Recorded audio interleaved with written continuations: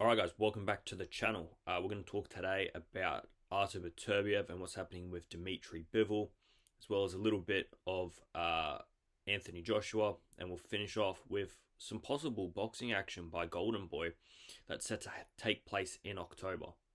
Starting with Artur Beterbiev. Now, he was supposed to take on Dmitry Bivol late this year, talks around November, December. At first, we suspected it would be in Riyadh, and then news sort of came out that both of them sort of wanted to take it to Russia, and there was a Russian investor, and so on and so forth. Now that news has sort of completely died. Artur Beterbiev not long ago posted something to do with like saying, "Oh, Dmitry Bivol, are you gonna wait till I get old?" sort of thing.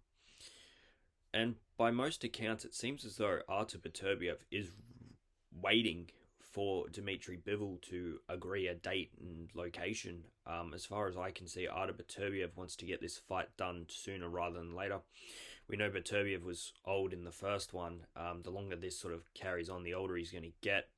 Now, the news that's come out today is that Artur Beterbiev is seeking a keep busy type fight for November, instead of facing Bivol in November. Beterbiev today was rumored to be possibly taking on Naji Lopez. Naji Lopez, 25-year-old, undefeated Puerto Rican, 14 wins, 11 knockouts.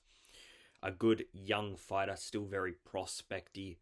Hasn't really taken on anybody anywhere near Beterbiev's level. I think he's only maybe had one fight that's actually gone 10 rounds even. So it would be most definitely a warm up fight, a keep busy fight. Just almost, I think it'd be too easy for Beterbiev. And I'm not sure with Naji Lopez, 25-year-old, with quite a good start to his professional career, why he would risk this. I don't see. Look, if he's getting a lot of money, then yeah, maybe, but I don't see a lot of reward in taking this and a whole lot of risk because, to be honest, yeah, he could maybe knock out Beterbiev, but I'm thinking 99.9% chance Beterbiev wins this very comfortably. Look, there's always a chance, but it's not going to happen, to be honest. So he's going to sort of maybe ruin himself a little bit for not a lot of gain. This is rumored to be hopefully taking place on the undercard of Benavidez versus Yard in Riyadh, November 22. Look, I want to see Beterbiev fight again. If Beterbiev and Bivol can't come to agreement for whatever reason, Beterbiev just get in the ring and fight. You've probably not got many fights left in you.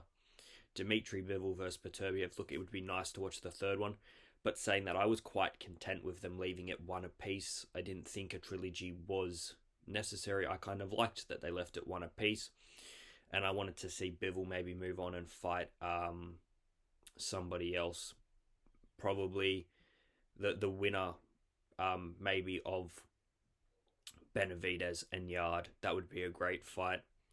But we'll have to see. Artur Beterbiev versus Naji Lopez. It doesn't really.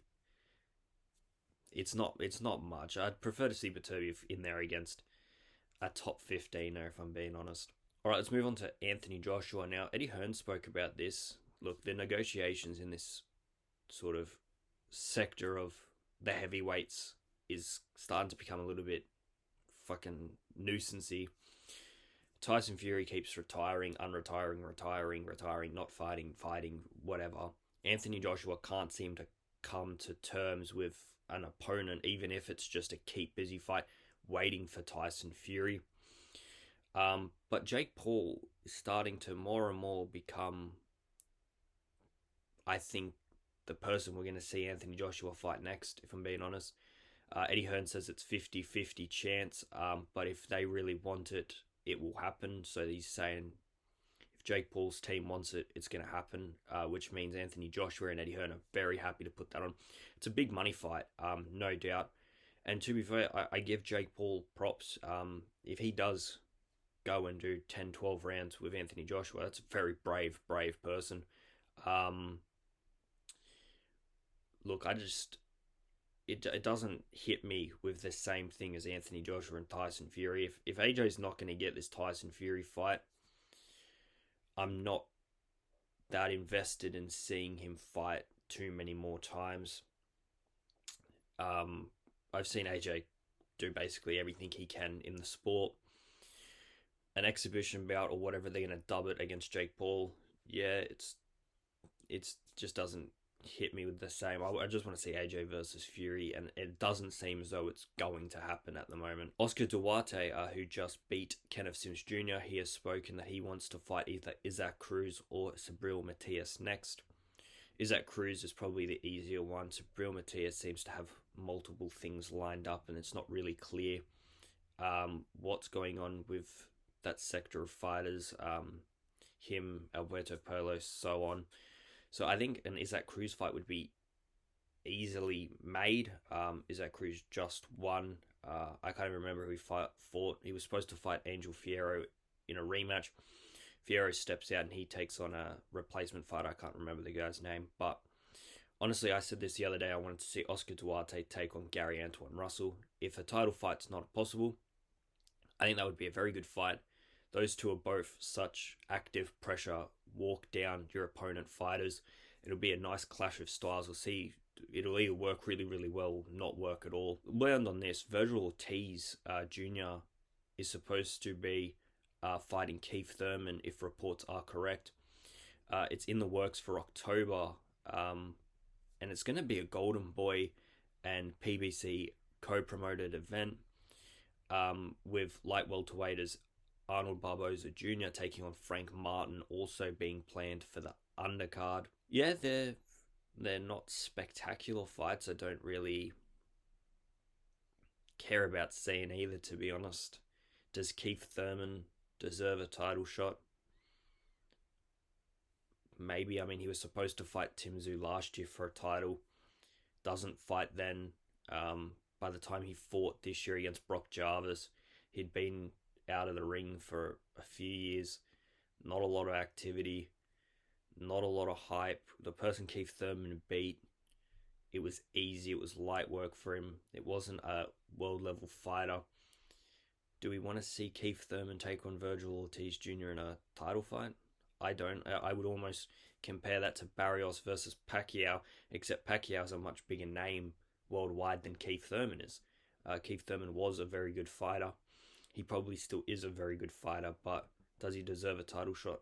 I'm not so sure. Arnold Barboza Jr. versus Frank Martin. It's not a for a Golden Boy and PBC co-promoted event. Arnold Barboza Jr. versus Frank Martin on an undercard is not bad at all. They're not huge names at the moment. Arnold Barboza Jr., he last fought and really disappointed. So yeah, it doesn't catch me. If they had Arnold Barboza Jr. versus Frank Martin and Virgil Ortiz Jr. on the main card fighting someone a bit higher level, like I said about it yesterday, Virgil Ortiz versus Jerome Boots Ennis, that is the fight. If not, can we see Virgil Ortiz in there with one of the other champions, Barkram, Sebastian Fundora? Why do we have to see Virgil Ortiz take on Keith Thurman? I'm not sure. Leave your thoughts in the comments below. Like, subscribe if you're new, and I'm out here, guys. See ya!